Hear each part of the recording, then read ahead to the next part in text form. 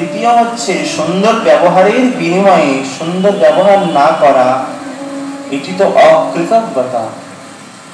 কেউ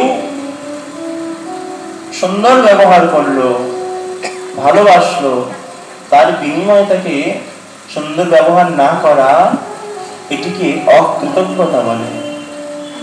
আর চতুর্থ বলল, ভালোবাসার বিনিময়ে, ভালোবাসা তো দূরের কথা, উপরন্তু তাদের ক্ষতি করবার চেষ্টা করা, এটি তো অকৃতজ্ঞতার লক্ষণ,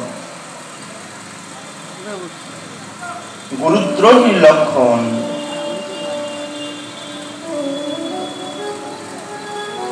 গোপীরা ভগবানকে বললেন, প্রভু আপনি এর মধ্যে কোন শ্রেণীতে পড়েন?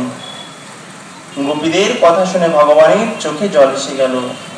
ভগবান গোপীদেরকে বলতে লাগলেন, ভক্তকে আমি একবার দর্শন দিয়ে অন্তর্হিত হয়ে যাই। কেন?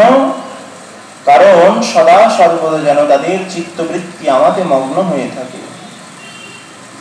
যথা অধন লপ্ত ধনে বিনষ্টে, কোন নির্ধন ব্যক্তি প্রচুর ধন সম্পদ পাওয়ার পরে যদি তা আবার হারিয়ে ফেলে, তবে সেই ধনকে পাওয়ার জন্য ক্ষুধা তৃষ্ণা পর্যন্ত পরিত্যাগ করে আবার প্রচেষ্ট হয়। হে গোপীগণ, তোমরা যে ত্যাগ ভক্তি প্রেমের দ্বারা আমার উপাসনা করেছ, তা আমি ভগবান হয়েও কখনো পরিশোধ করতে পারবো না। আমি তোমাদের প্রেমের চিরদিন ঋণী হয়ে থাকব। ন পারয়েয়ম নিরবধ সংযুজম শশাধুকৃত্যম বিবুধায়ুষাপিব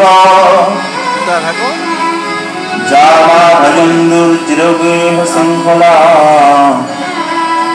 সংবৃচ্ছ যদ্ব প্রদিয়াতু সাধুনা। এরপর ভগবান গোপীদেরকে নিয়ে মহারাজ শুরু করলেন। এই রাস অনেক দিন ধরে চলেছিল।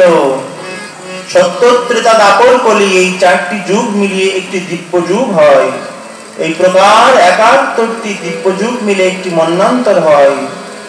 ১৪টি মন্বন্তর অতিবাহিত হলে ব্রহ্মার একদিন হয়, এবং আবার ১৪টি মন্বন্তর আসলে ভগবানের ব্রহ্মার এক রাত্রি হয়।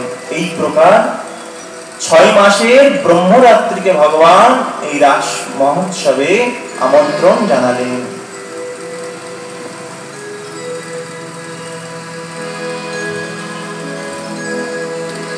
রাধা নাচে, কৃষ্ণ নাচে, নাচে গোপীজন, मन मेरो बन गयो सखी पवन वृंदन। राधा नाचे, कृष्ण नाचे, नाचे गोपीजन, राधा नाचे, कृष्ण नाचे, नाचे